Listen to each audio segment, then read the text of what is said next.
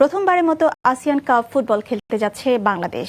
নাম প্রত্যাহার করা ভারতের জায়গায় বাংলাদেশকে খেলার অনুমোদন দিয়েছে ফিফা। কার্যনির্বাহী কমিটির সভা শেষে এ তথ্য নিশ্চিত করেছে বাফুফে। আগামী 24 সেপ্টেম্বর থেকে 4 অক্টোবর ইন্দোনেশিয়ার জাকার্তায় অনুষ্ঠিত হবে এই প্রতিযোগিতা। এই গ্রুপে বাংলাদেশের প্রতিপক্ষ স্বাগতিক ইন্দোনেশিয়া, মালয়েশিয়া ও সিঙ্গাপুর। সাফ চ্যাম্পিয়নশিপের আগে এই টুর্নামেন্টে খেলতে মুখিয়েই ছিল বাফুফে, কারণ অংশ নিলেই ফিফার অর্থায়নে অন্তত 4টি আন্তর্জাতিক ম্যাচ খেলার সুযোগ পাবে লাল সবুজরা। শিরোপা পুনরুদ্ধারের মিশনে এই প্রতিযোগিতাকে বাড়তি গুরুত্ব দিচ্ছে বাংলাদেশ।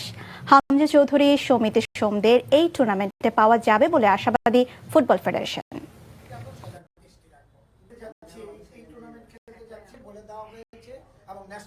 আমরা ফিফার কাছ থেকে কনফার্মেশন পেয়েছি যে আমরা খেলতে পারবো এবং আমাদের খেলার জন্য রেডি হওয়ার জন্য।